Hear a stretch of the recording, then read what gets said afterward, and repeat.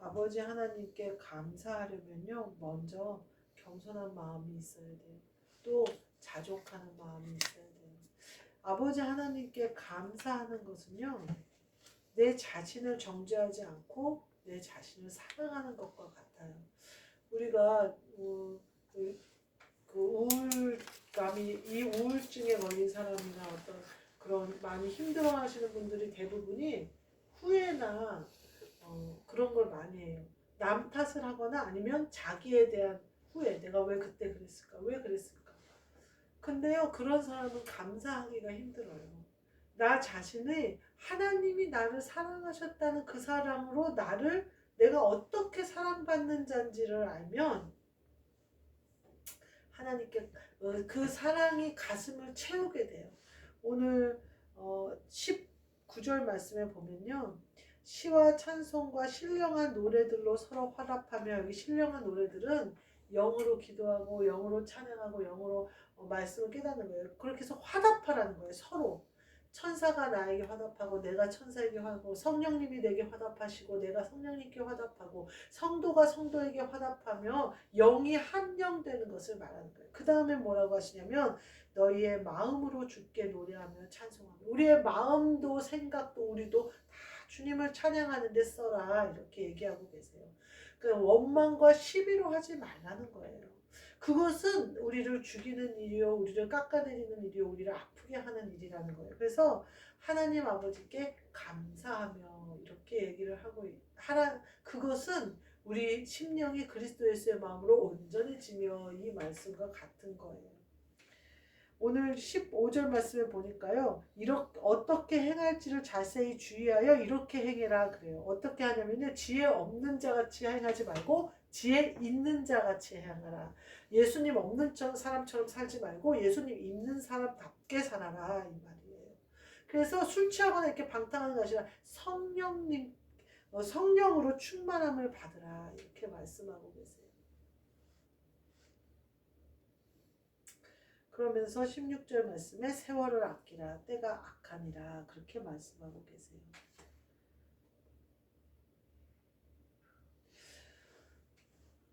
우리가 제 젊은 친구들이 지금 많이 있는데, 그 친구들이 뭐라고 하냐면 세상 친구들이 술을 많이 먹어요. 근데 왜 그러냐, 할 게 없고 심심하대요. 그리고 그게 뭐 낙이래요. 그러면서 밤에 그렇게 술을 먹더라고요. 근데 술을 먹는 것이 물론 뭐 쉼을 주기도 하고 뭐 그런 느낌도 하겠지만, 그 오늘 본문 말씀에 뭐라고 하냐면 방탕한 것이다, 이렇게 얘기해요. 세상에서 인생이 틀어지는 경우가 이 술 때문에 그런 경우가 많아요. 술자리에서 폭력이 일어나서 싸움이 일어나서 경찰서 가고 또 물어주고 물어오고 또 맞기도 하고 막 그래요. 또 술 취해서 남녀 간에 엉뚱한 짓을 해서 그런 경우도 많아요. 술 취한 것은요, 방탕한 거예요. 방탕한 것은요, 세상과 하나 되는 거예요. 그래서 술 취하는 것이 하나님을 저버리는 거예요. 그래서 술 취하는 것은 사실은 음탕한 거예요. 술 마시지 않아야 하는 것은 분명한 거예요. 왜냐하면 성령님이 그 안에 충만하시다면 술 취하는 것이 말도 안 되는 것이 되거든요. 예를 들면 이거예요. 내가 남편하고 만나서 데이트를 하고 너무 즐거워. 만약에 이제 첫사랑을 만났어요. 그래갖고 젊을 때 첫사랑이 얼마나 좋아요. 맨날 막 둘이 데이트를 하고 만날 시간만 기다리고 있고 막 커피숍에서 둘이 앉아서 마주만 봐도 좋고 막 사진 같은 걸 보면서 막 데이트를 해요. 근데 조인성이 지나가요. 그렇다고 조인성한테 홀딱 내 마음도 주고 내 생각도 주고 내 연예인이 지나가는데 진짜 잘생겼다고 그 사람한테 내 마음을 다 주는 거하고 똑같아요. 조인성이 나를 알아요? 몰라요. 조인성은 나를 알지도 못해요. 근데 우리가 보면 아우 연예인이네, 잘생겼네, 끝이죠. 그리고 내 사랑하는 내 지금 옆에 있는 남자친구와 또 다시 데이트를 하죠. 근데 그 사람은 관심도 없고 나한테 잘해줄 생각도 없고, 그런데 그냥 지나갔는데 이 사랑하는 마음 자체가 이리로 옮겨가 버리는 거하고 똑같아요. 가끔 요새 영탁이가 요새 그렇게 인기가 좋더라고요. 그 언니들이요, 그 영탁 씨 그 뭐 콘서트에 막 난리예요, 난리. 그 마트에 있는 언니들이. 근데 거기 이제 영탁 씨 그 팬클럽에 나오는 사람들 중에 얼마까지 영탁이를 위해서 쓸 수 있냐. 근데 뭐 몇 천만 원 내놓는 거는 우습다 이거예요. 그러니까 얼마든지 쓸 수 있다는 거예요, 돈을. 제가 보면서 세상에 빠진 게 그거와 똑같아요. 그 왜 연예인들에게 막 금열쇠를 해주고 금돼지를 해주고 막 이런데요, 팬들이. 그걸 남편한테 해줘봐요. 남편이 얼마나 좋아하겠어요. 근데 내 옆에 있는 남편은 그렇게 안 사랑하고, 영탁 씨 아무리 사랑해도 영탁 씨가 그 아줌마랑 결혼 안 해요.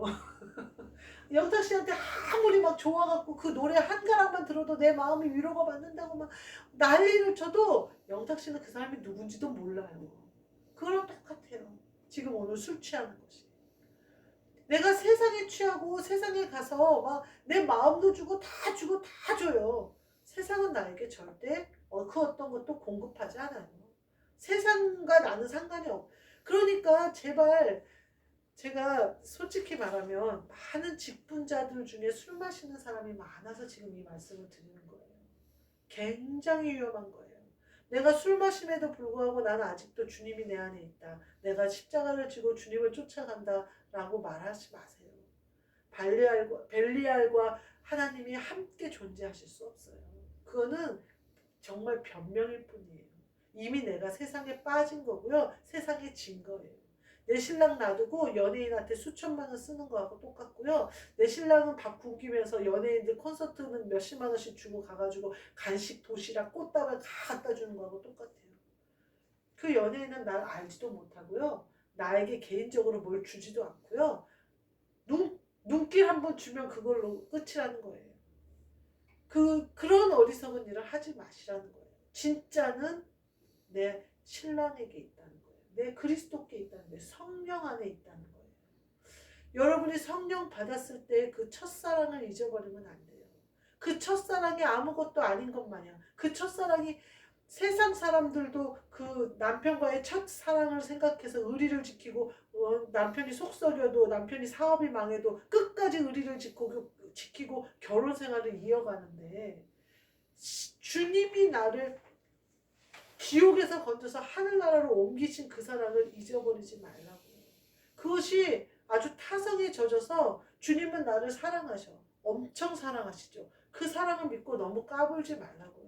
우리가 그 사랑을 뿌리치고 세상에 가면요, 주님은 그것을 억지로 다시 끌어오실 수는 없단 말이에요. 우리가 회개하고 돌아와야지.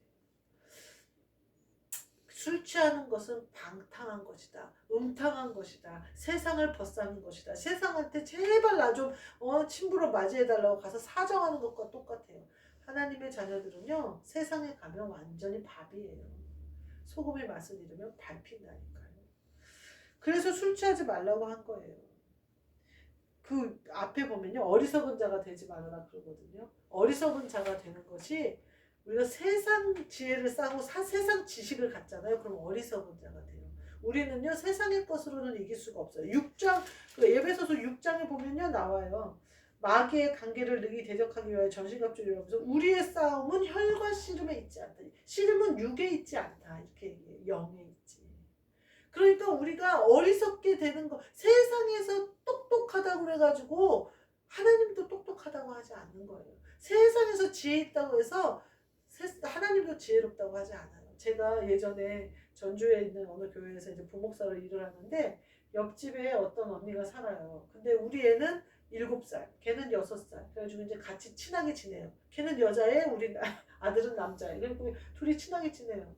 제가 전도를 하고 싶어서 이제 가까이 지냈어요. 애기들도 어리니까 같이 마트도 가고, 이제 그리고 그 언니가 둘째를 임신했으니까 이제 둘째 때문에 활동이 자유롭지 못하니까 내가 그 큰애 유치원 데려다 주면 잠깐 애기도 봐주고 막 이렇게 친하게 지냈어요.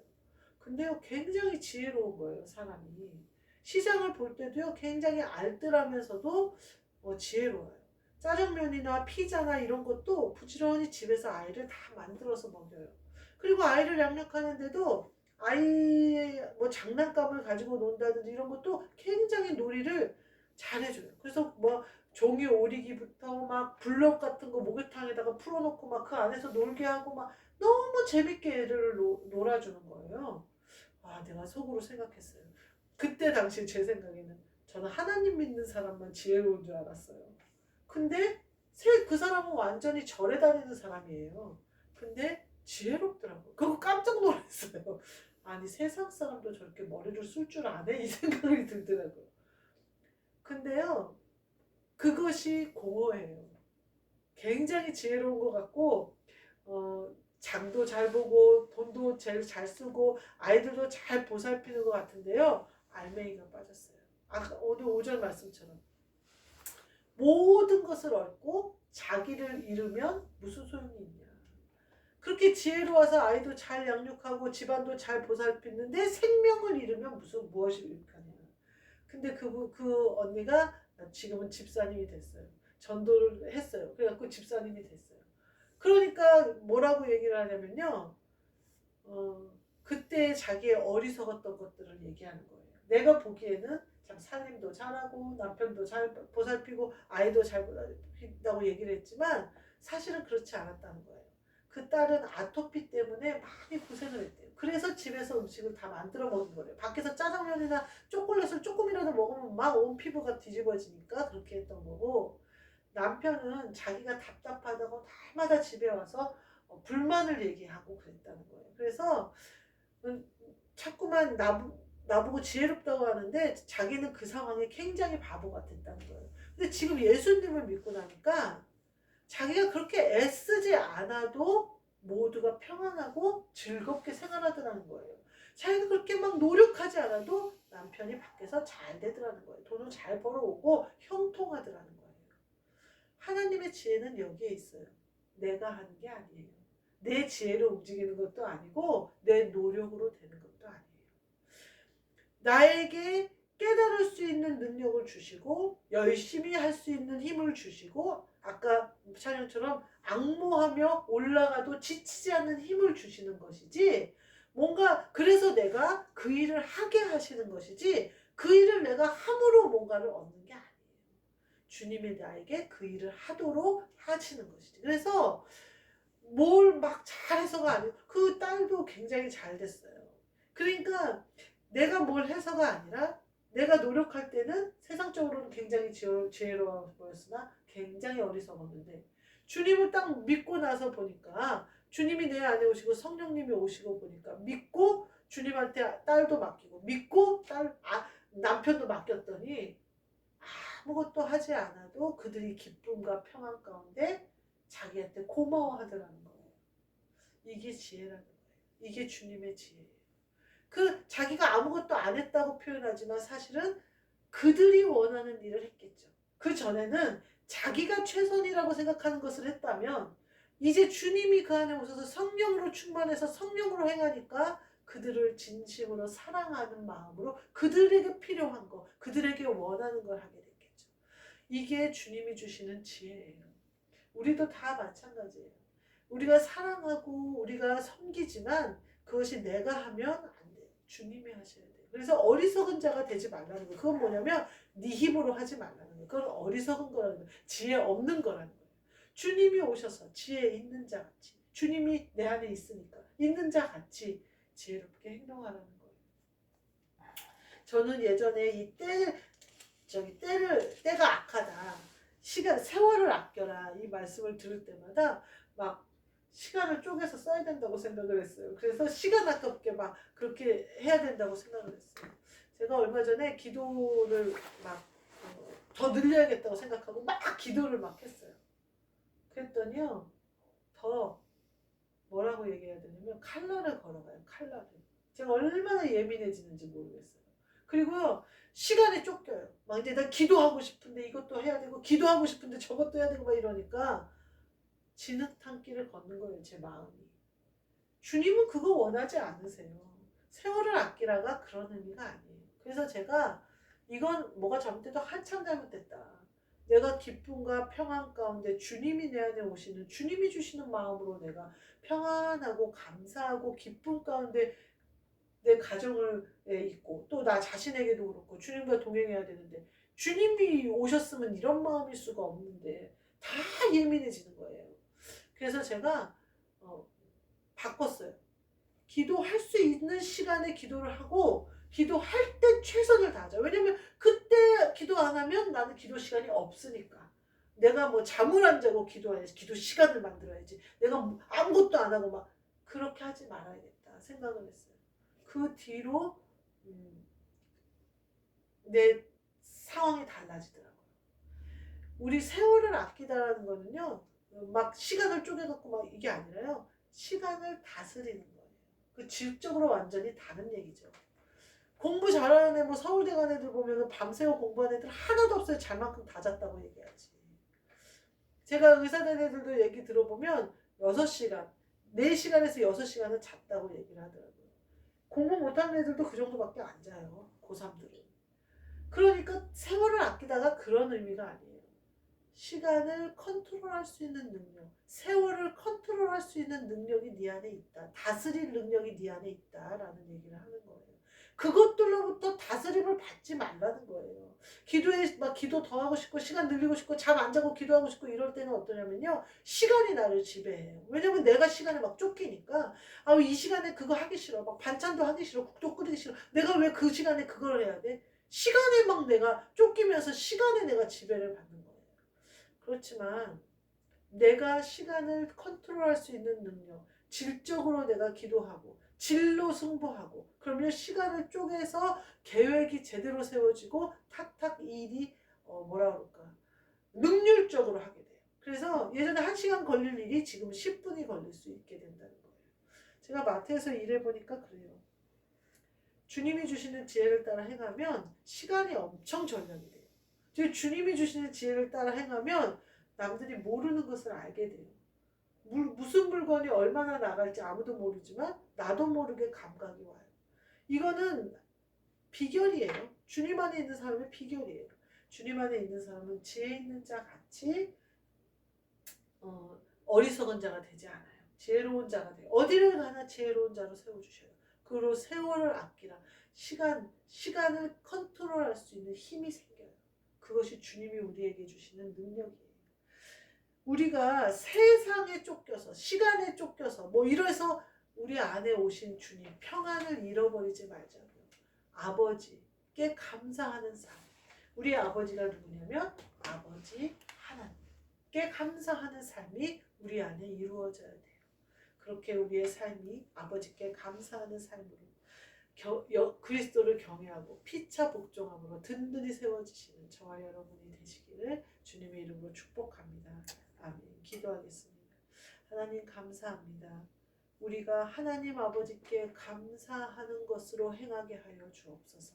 그 감사의 마음이 우리를 지배해서 은혜가 내게 넘치는 것에 감격해서 그리스도를 경외하게 하시며 피차 복종하게 하셔서 시간을 다스리고 세상을 다스리고 창조의 눈으로 모든 것을 바라보며 하나님이 주시는 지혜로 살게 하여 주옵소서. 예수 그리스도의 이름으로 기도하옵나이다. 아멘. 하늘에 계신 우리 아버지여 이름이 거룩히 여김을 받으시오며 나라가 임하시오며 뜻이 하늘에서 이루어진 것 같이 땅에서도 이루어지리다. 오늘 우리에게 일용할 양식을 주시옵고 우리가 우리에게 죄 지은 자를 사하여 준 것 같이 우리의 죄를 사하여 주시옵고 우리를 시험에 들게 하지 마시옵고 다만 악에서 구하시옵소서. 나라와 권세와 영광이 아버지께 영원히 있사옵나이다.